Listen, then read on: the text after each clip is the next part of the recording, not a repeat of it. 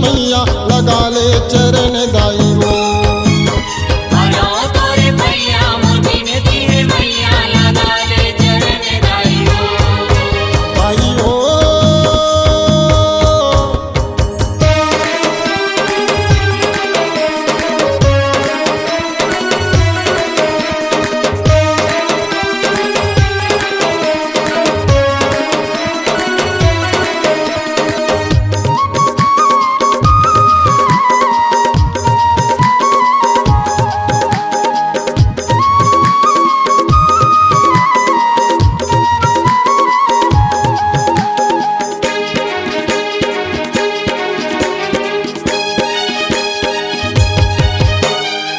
सुरहीन गैया के कोरस लायो, पहुँच चरणामृत मन में बसायो।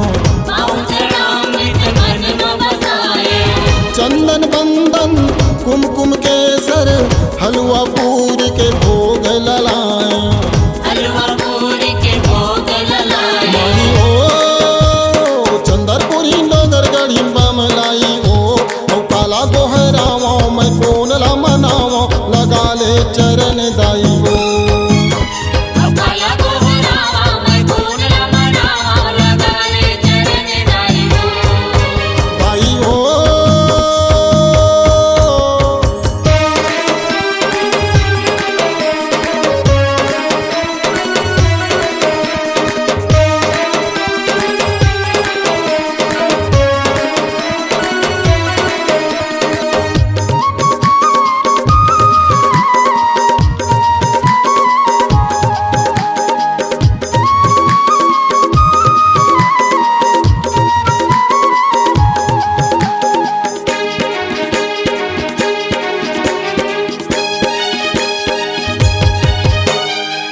चारों मूड़ा ठोकर खायो, हार दाव तोरे मंदिर आयो। झन हो अब तोर ले दुरिया मैं भिखारन हाथ पसारो। माई ओ बूढ़ी माई ना दलदाई कोस गाई ओ, हाथर सत चोला दरस दे दे मोला लगा ले चरण दाई हो।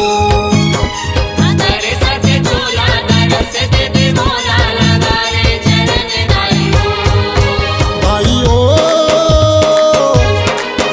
दाई हो दाई हो दाई हो दाई हो, करो तोरे पूजा यो नहीं है कोनो दूजा लगा ले चरण दाई हो। करो तोरे पूजा यो नहीं है कोनो दूजा लगा ले चरण दाई हो। दाई हो दाई हो दुर्गा दाई काली माई शारद माई हो, कराओ तोरे पूजा यो नहीं है कोनो दूजा लगा ले चरण दाई हो।